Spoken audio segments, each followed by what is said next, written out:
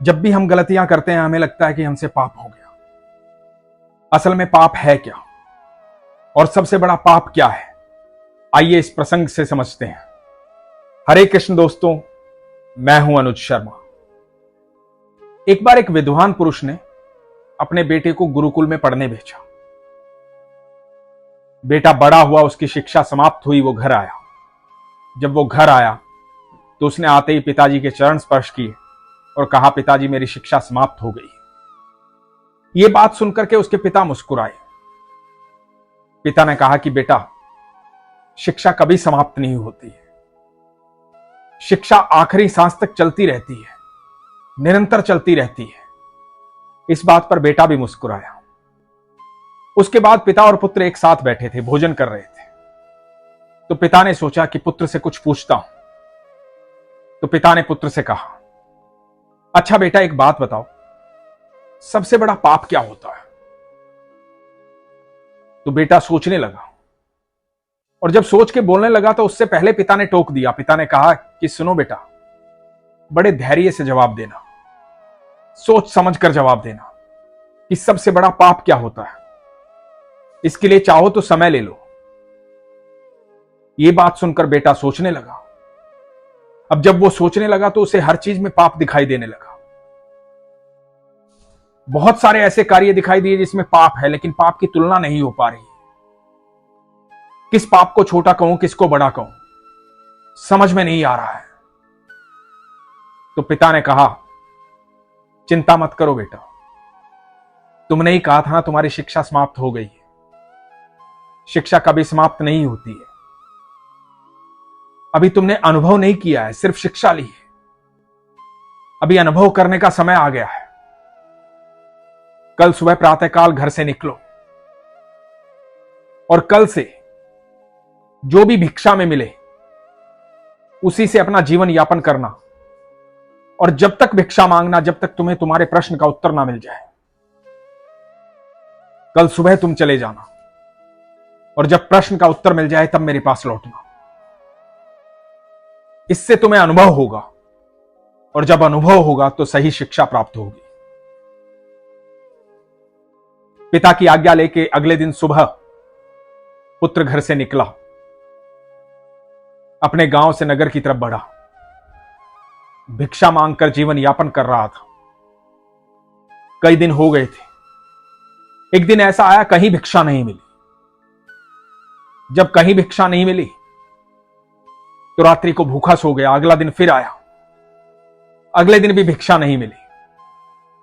भूख बहुत जोरों से लगी थी, धूप बहुत तेज थी, गर्मी बहुत थी। धूप और गर्मी में भटकता हुआ आगे बढ़ता हुआ जा रहा था। आगे एक बहुत बड़ा भवन दिखाई दिया, बहुत विशाल भवन, बड़ा सुंदर भवन। उसे लगा कि शायद यहां भिक्षा मांगूंगा तो मिल जाएगी। उस भवन के सामने गया, आवाज लगाई। जब आवाज लगाई तो एक बहुत ही सुंदर महिला बाहर आई, स्वर्ण आभूषणों से सुसज्जित। उस महिला ने कहा, जी महाराज, अंदर आइए। इसने कहा कि मुझे भिक्षा चाहिए, भूख लगी है, बहुत जोरों की भूख लगी है, क्या भोजन की व्यवस्था हो सकती है? उस महिला ने कहा कि बिल्कुल हो सकती है, आप अंदर आइए। ससम्मान इनको भीतर लेकर गई, आसन पर बिठाया, जल लेकर आई, जल दिया और भोजन की थाली लगवाने के लिए कह दिया। जब इन्होंने जल ग्रहण किया, जल ग्रहण करने के बाद यह पूछा कि आप है कौन? तो उस महिला ने जवाब दिया, मैं इस नगर की वेश्या हूं। यह बात सुनकर के इन्हें क्रोध आया।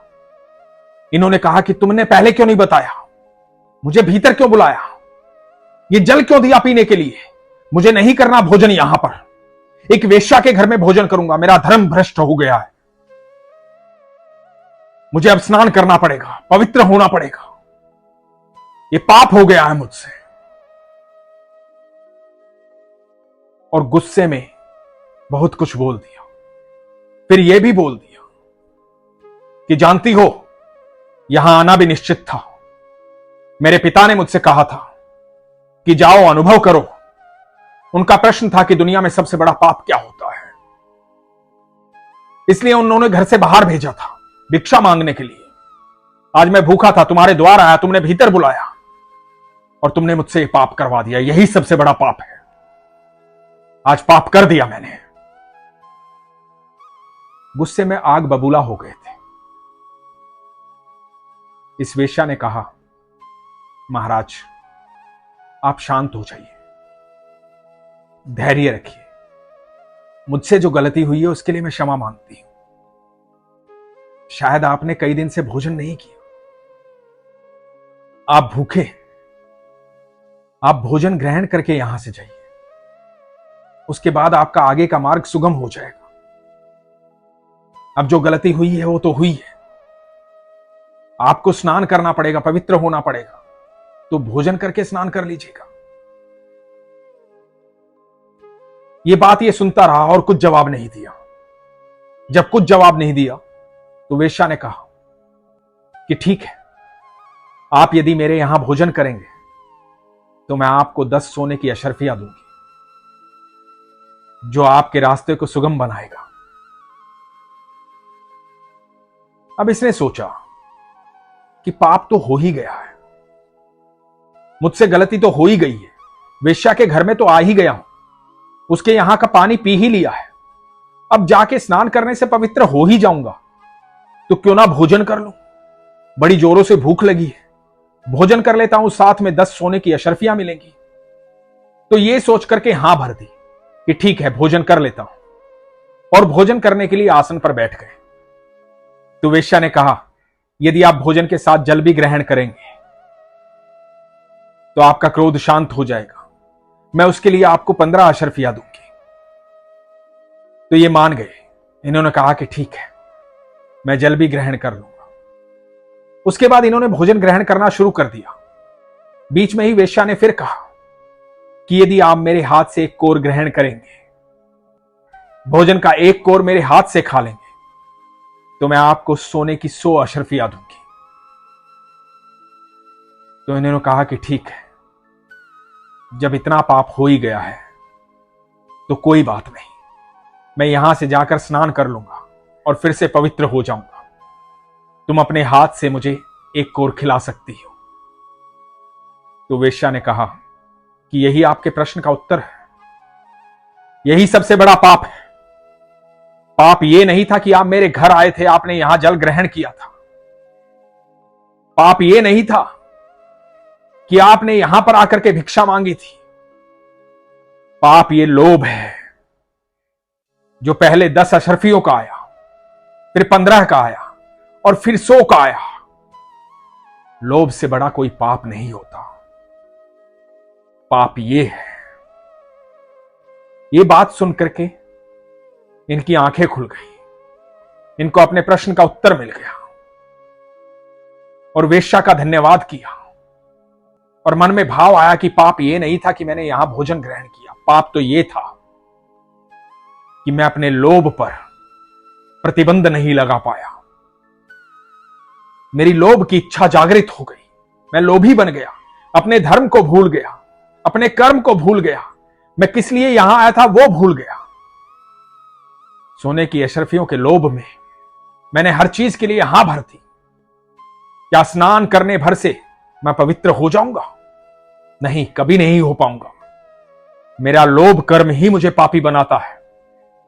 ये बात सोचकर वेश्या से क्षमा मांगी और अपने पिता के लिए वापस लौट गया। दोस्तों, दुनिया में सबसे बड़ा पाप लोभ है।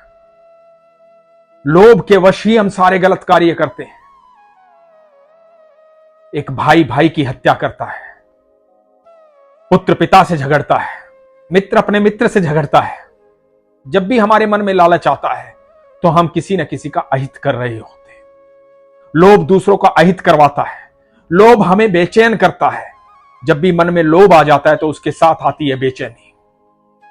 मन में लोभ रहेगा और साथ साथ बेचैनी रहेगी। लोभी व्यक्ति कभी भी चैन की निंद्रा नहीं सो सकता। वो हमेशा लोभ के कारण दुखी रहेगा, परेशान रहेगा, लोभी रहेगा। अपने शरीर को, अपनी आत्मा को दुख पहुंचाना भी सबसे बड़ा पाप है। और लोभ आपको पाप करने के लिए बाधित करता है। इसलिए लोभ ही सबसे बड़ा पाप है। लालच को मन से त्याग दीजिए, चाहे किसी भी चीज का लालच हो, और फिर देखिए आपके जीवन में कभी कोई पाप नहीं हो पाएगा। हम जब भी कोई पाप करते हैं, हम दूसरे को गलत ठहराते हैं तो इस लोभ की वजह से कि हम सही हैं। हम दूसरे के साथ गलत करते हैं तो इस लोभ की वजह से हमारे साथ सही होगा। हमें क्यों लगता है ऐसा कि हम हर वक्त सही होते हैं, हम जो करते हैं वो सही करते हैं। जब भी हम किसी दूसरे का अहित करते हैं तो हम लोभी होते हैं, और लोभ करना ही सबसे बड़ा पाप है। तो इस पाप से बचना जरूरी है। इस पाप से बचिए, ईश्वर पर विश्वास रखिए। आपके जीवन में कभी कोई कष्ट नहीं आएगा। कभी लोभ मत कीजिए, फिर देखिए आपके जीवन में कभी भी किसी भी चीज की कभी कोई परेशानी नहीं होगी। यदि आप लोभ करना ही चाहते हैं तो ज्ञान का कीजिए, शिक्षा का कीजिए, दान का कीजिए। दान दीजिए लोगों को, सुख दीजिए लोगों को, प्रसन्नता दीजिए लोगों को, लोगों के चेहरों पर मुस्कुराहट दीजिए। इस बात का लोभ कीजिए कि लोग आएं और आपके सामने आकर के प्रसन्न हो जाएं, खुश हो जाएं। आप यदि ईश्वर के दोस्त बनना चाहते हैं, उनके प्रिय बनना चाहते हैं, उनके खास बनना चाहते हैं, तो वो कार्य कीजिए जिनसे ईश्वर प्रसन्न होते हैं। हम सब उनकी रचना है।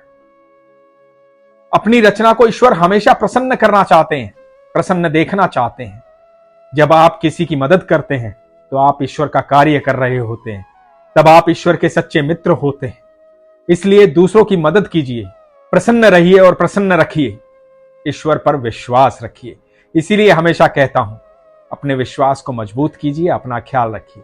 हरे कृष्ण।